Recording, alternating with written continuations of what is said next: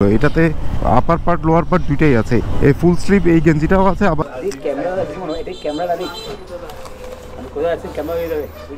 Hello dear, আসসালামু আলাইকুম। This is Mohammad Arif Suleman. Welcome to my channel mass rider. আশা করি আপনারা সবাই ভালো আছেন। আল্লাহর অশেষ মেহেরবানি আমিও ভালো আছি।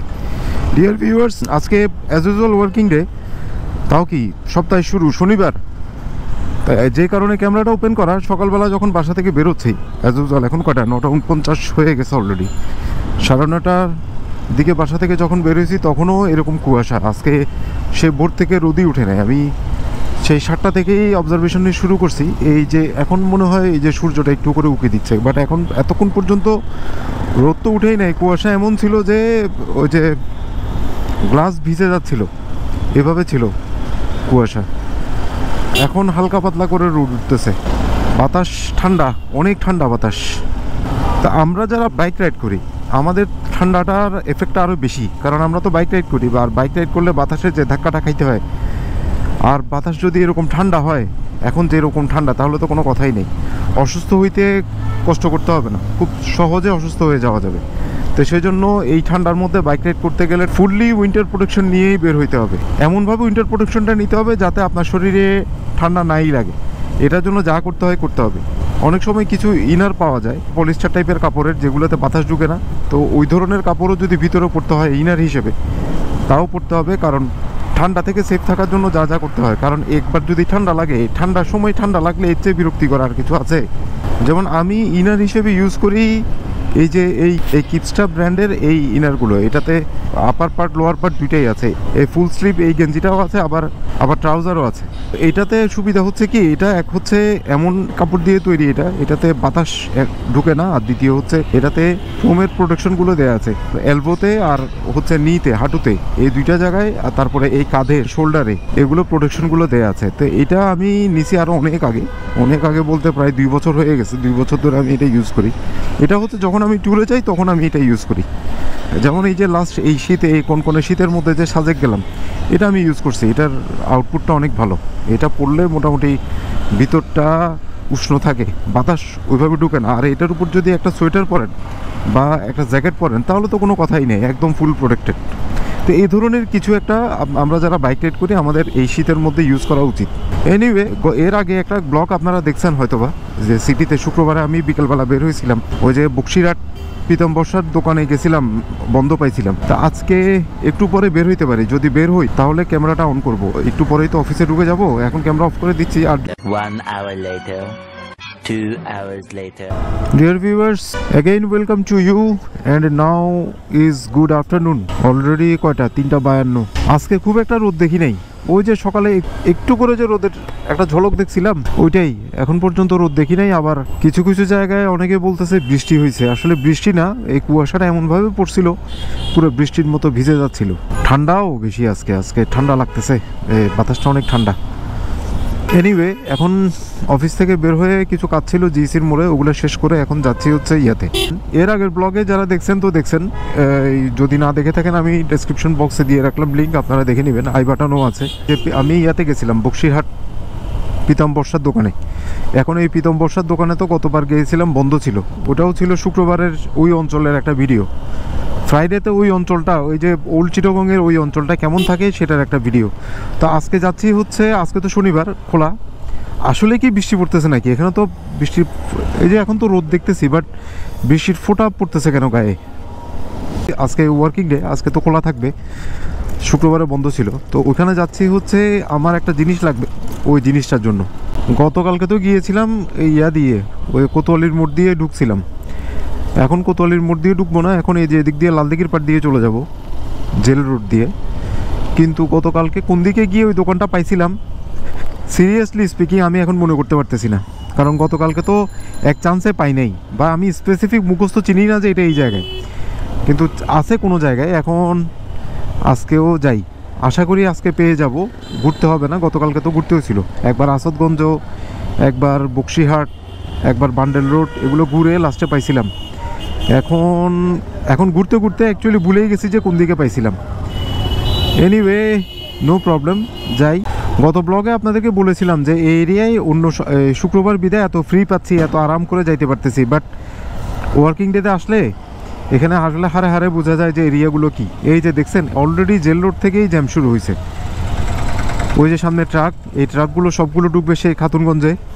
এখন অলরেডি এই এরিয়া থেকে জ্যাম শুরু হয়ে গেছে। এই যে এই মোড়টাতে জেল রোডের পরে এই মোড়টাতে চলে আসছে। এখান থেকে সোজা গেলে আসাদগঞ্জ, ডাইনে গেলে বান্ডেল রোড। আর এখন মেবি আই এম রাইট, আমি ইয়াতে যাব, এখন বামে যাব।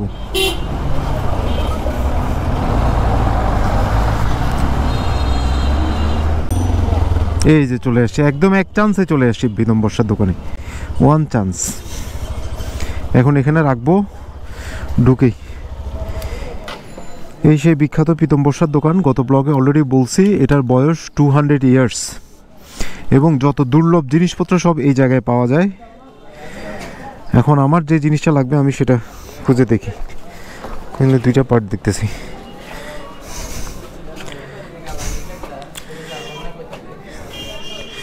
ভাইয়া মিস্ত্রি আছে, তাল মিস্ত্রি ওই পাশে। আচ্ছা, এটা হচ্ছে মুদির পার্ট, মুদির দোকানের পার্ট। এই পার্টটা হচ্ছে সেই দুর্লভ জিনিসের। এখানে মানে এটাকে উদাহরণ দিয়ে এভাবে বলা হয় যে এখানে বাঘের দুধ লাগলে সেটাও পাওয়া যাবে। এটা জাস্ট প্রতীকী অর্থে বলা হয় আর কি, যে এখানে সমস্ত রকমের দুর্লভ জিনিসপত্র পাওয়া যায়। ইয়ে আছে তাল মিস্ত্রি তো।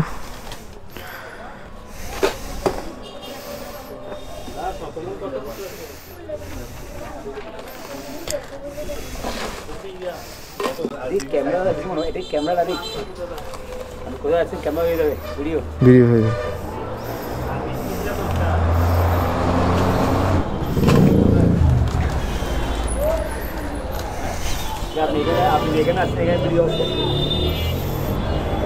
এখানে কতগুলো দিয়েছেন যে? কতগুলো এখানে? কতগুলো? আর 100 গ্রাম দিয়ে যাবেন? 200 গ্রাম।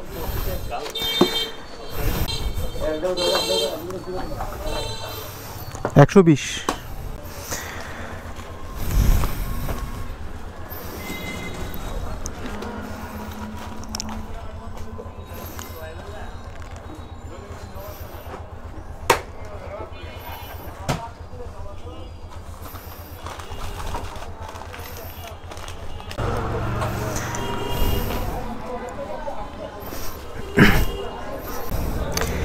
এনিওয়ে, আমার এখানে কাজ শেষ। আমি যে জিনিসটা নিতে আসছিলাম তাল মিশ্রি, এই মিশ্রিটা আমরা ছোটোবেলায় আমার মনে আছে, আমরা ওই যে আমাদের কিছু হইলে সর্দি টর্দি এইটা আমাদেরকে খাওয়াইতো। এরপর থেকে আর দেখি নাই, কোনো দিন ইয়াও করিনি।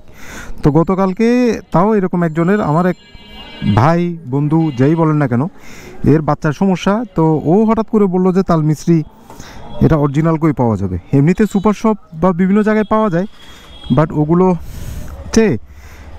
এখন বাচ্চাদের ব্যাপার তো, আর এই জিনিসগুলো তো এখন আসলে ওইরকম অ্যাভেলেবেলও না। তো সেই জন্য আমি এখানে আসছি, এখান থেকে অরিজিনাল জিনিসটা পাবো এই ইয়াতে। হ্যাঁ পাইছিও, একদম র যে তাল মিস্ত্রিটা ওটা পাইছি এখানে। তো এই হচ্ছে বিষয়। আর দ্বিতীয় আরেকটা হচ্ছে যে দোকানটা তো একটু ঝলক দেখাইলাম। এখানে দুইটা পার্ট, ওইদিকে মুদি আর এদিকে হচ্ছে যত রকমের ওষুধি জিনিসপত্র লাগবে সব কিছু পাওয়া যায় এখানে। সব এমন কোনো জিনিস যেগুলো আপনি বাংলাদেশেও কোথাও পাবেন না, ওই জিনিস এখানে পাবেন। এনিওয়ে, এখানে আমার কাজ শেষ। এবার আমি যাব হচ্ছে কোথায় জানেন? এবার আমি যাব হচ্ছে শাহ আমানত মার্কেটে, ওখানে কাজ আছে। যাক, এখানে ফাঁকে কাজটা হয়ে ভাল লাগলো।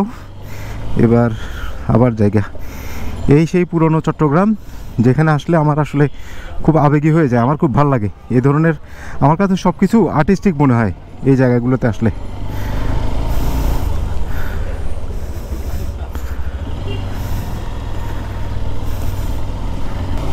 এই যে আমার সামনে যে বিল্ডিংটা দেখতেছেন, খুব সুন্দর একটা বিল্ডিং। এটা ছিল হচ্ছে পাবলিক লাইব্রেরি। পাবলিক লাইব্রেরি ছিল, আর একটা ইয়া ছিল থিয়েটার ইনস্টিটিউট ছিল। এখানে একটা হল ছিল, নাম ছিল থিয়েটার ইনস্টিটিউট। এখন এটা আগের পাবলিক লাইব্রেরিটা ভেঙে এখন পুরো এটা নতুন করছে পাবলিক লাইব্রেরি। বিশাল বিল্ডিং করছে এখন। এনিওয়ে, শাহ আমানত মার্কেটে চলে আসছি। এই জাস্ট ছোট্ট একটা সিটি ব্লগ দিলাম। প্রীতম বর্ষার দোকানে গেছিলাম তো, সে কারণে এই সিটি ব্লগটা দিলাম আজকে। এটুকুই। পরবর্তীতে দেখা হচ্ছে নতুন কোনো ব্লগে, নতুন কোনো ভিডিওতে দেখা হবে, কথা হবে। ততক্ষণ পর্যন্ত সবাই ভালো থাকবেন, সুস্থ থাকবেন, নিরাপদে থাকবেন এবং অবশ্যই নিরাপদে বাইক রাইড করবেন। আর আমার এই ছোট্ট চ্যানেলটাকে যারা এখনও সাবস্ক্রাইব করেন নাই, প্লিজ প্লিজ প্লিজ সাবস্ক্রাইব করে দিবেন। আর ভিডিও যদি ভালো লাগে ডেফিনেটলি একটা লাইক দিবেন। আজকের মতো এখানেই বিদায় নিচ্ছি। খোদা হাফেজ।